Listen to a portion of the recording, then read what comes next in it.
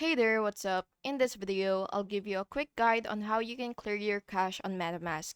So the first thing that you will have to do is you could also go to your settings on your web browser, whatever web browser that you may be using, and then you will just have to click settings.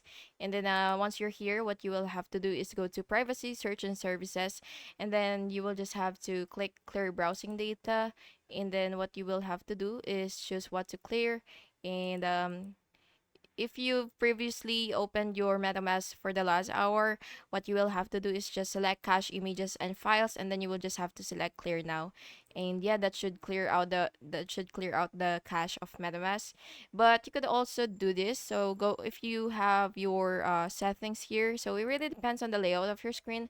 And if you see the advanced section or accounts or something similar to that, what you will have to do is basically you will look for the reset account option. So it should be right here somewhere. So you just gotta search for that so that you will be able to clear the cache. And then after that, you will just have to confirm again the reset, and then you will be able to clear the transaction history and the cache, and the balance remains safe, by the way.